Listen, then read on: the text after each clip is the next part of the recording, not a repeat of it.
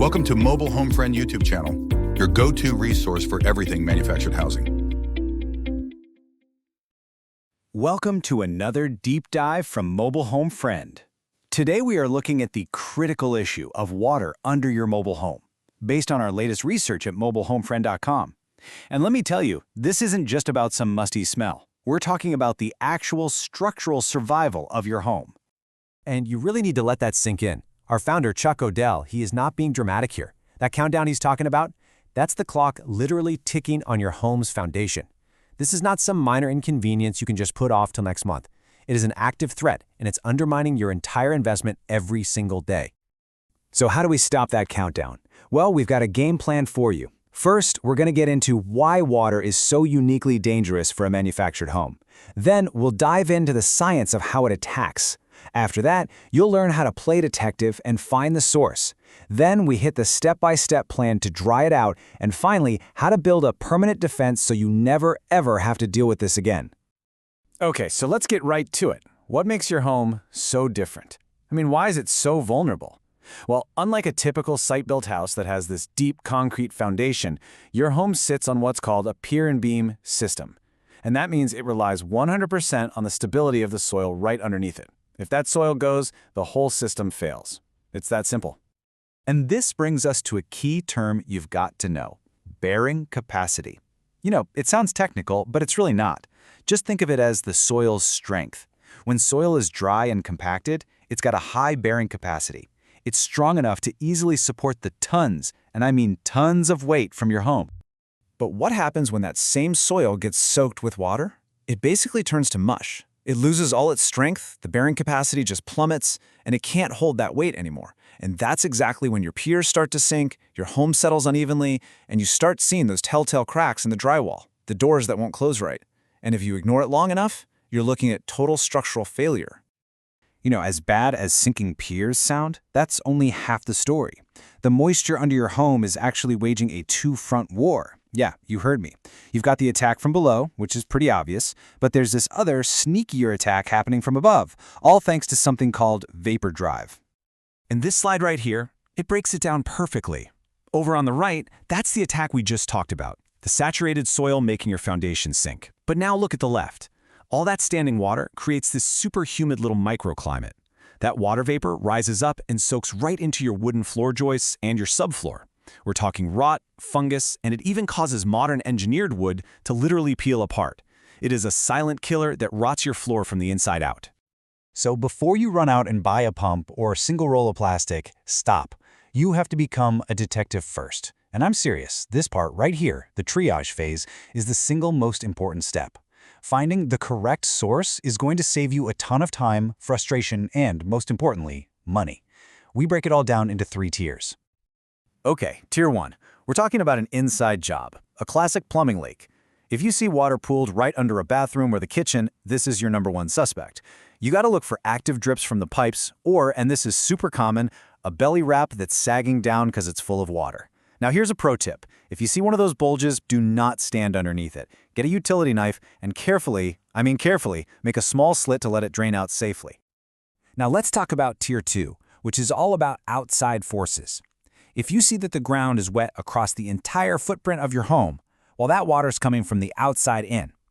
As we've noted on the Mobile Home Friend website, a really common problem here is something called negative grade. Basically, over time, the ground on your home settles and creates this kind of shallow dish. So when it rains, your whole yard acts like a giant funnel, pouring all that water right under your home. And then there's Tier 3. This one is the toughest enemy of them all. This is when you've checked everything, right? There are no plumbing leaks, your gutters are clear, the yard all around your home is dry, but you've still got a pond under there. So what's going on? It means the water is actually coming up from the ground itself.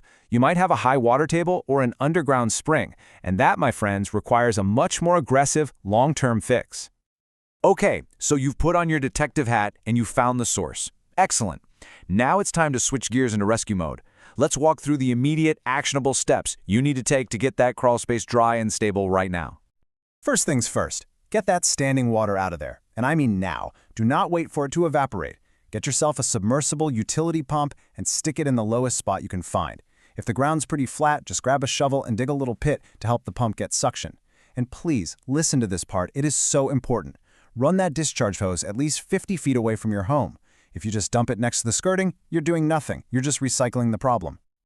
Okay, step 2 is completely non-negotiable. If your insulation got wet, it has to come out.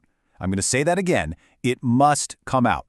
Wet fiberglass insulation is just a soggy mess that will never, ever dry out inside that belly wrap. It's basically a giant sponge, holding all that moisture right up against your wood floor joists, and that guarantees they will rot. You have to cut out all the wet parts, get some fans under there to dry the wood completely, then you can put in new insulation and patch the wrap with proper scrim tape. All right, you've put out the fire. The immediate danger is gone. Now we move on to what might be the most important phase of all, building a permanent defense system so you can be sure this nightmare never happens again. Once the ground is totally dry, you need to seal it with a vapor barrier. You've really got two main choices. There's the cheap 6mm plastic that just barely meets code, but honestly, it tears if you look at it wrong. It's just not a real long-term fix. That's why we strongly recommend the 20mm reinforced liner, which we detail in the 2026 Master Guide on mobilehomefriend.com. This stuff is tough. It's a true set-it-and-forget-it solution that really seals the deal. Now, for those really stubborn Tier 2 and Tier 3 problems, you've got to bring out the big guns. You need the ultimate defense, a French drain. The best way to think about it is like a moat for your home. It's this gravel-filled trench that catches all that surface and groundwater before it can ever get close to your foundation. It creates a permanent dry zone. It is the absolute best way to solve a bad grade or a groundwater issue for good. Okay, let's talk about the investment here, because I know that's on your mind. Just look at the numbers. The difference between doing it yourself and hiring a pro is huge. I mean, that French drain we just talked about, that could cost you $4,000 to have installed. But the materials to do it yourself, often under $600. The point is, a little bit of sweat equity here can literally save you thousands of dollars. Now, if you want the full technical breakdown, of course, you can check out the post on mobilehomefriend.com. All right, to pull this all together for you, here's a simple, actionable checklist. You can use this like this weekend to see how your home is doing. Go outside during a rainstorm and see where the water goes. Make sure your gutters are working. Peek under your home and look for any sags in that belly wrap. These simple checks can help you catch a tiny issue before it turns into a huge, multi-thousand-dollar disaster. And so, we're going to leave you with this one final, critical question that you really need to ask yourself. And please, don't just assume everything's okay because the floor feels solid when you walk on it today. Take 5 minutes. Go look underneath. Is your home's foundation truly secure for the next decade? Thanks for watching. For more guides and the full article on this topic, head over to mobilehomefriend.com. Don't forget to check the links in the description below. Thanks for watching. For more technical guides on this topic, click the link to see the in-depth article over at mobilehomefriend.com. There are many more informational dives into manufactured home topics to investigate and keep your project moving forward.